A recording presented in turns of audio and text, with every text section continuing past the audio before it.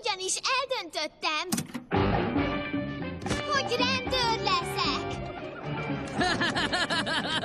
Nyuszi rendőr, ennél ostobább dolgot még sosem hallottam. Aki szemellenzős, annak lehetetlennek tűnhet. Most rád gondolok, Gideon Grey. De csak 339 kilométer a csodálatos város Zootropolis, ahol az őseink először gyűltek össze békében, és kihirdették, hogy bárkiből lehet bármi!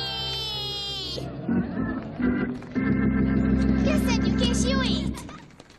Judy, tűnődtél már azon anyukáddal, hogy lehetünk ennyire boldogok? Nem, Hát, hagytuk az álmokat és alábbadtuk, ugye, Bonnie? Ó, igen, Stu, alábbadtuk, így van. Tudod, ez a szép abban, ha kicsivel beéred, Judy. Ha nem próbálsz ki semmit, nem is buksz el. de én szeretek próbálkozni. Apukád úgy érti, kicsim, hogy borzasztó nehéz lesz. Szinte lehetetlen elérni azt, hogy rendőrré válj. Igen, egy nyúl nem áll rendőrnek. Nem. Nem csinál ilyet. Soha. Soha. Ó, hát úgy tűnik, én leszek az első, mert muszáj. Jobbá kell tennem a világot!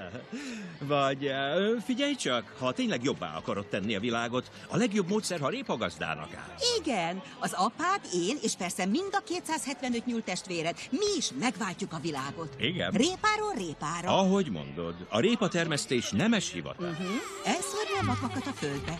Egyé lenni a talajjal, ahogy beterít a föld. De persze jó, ha vannak álmaink. Igen, feltéve, hogy nem hiszünk bennük túlzottan. Most meg hova tűnt?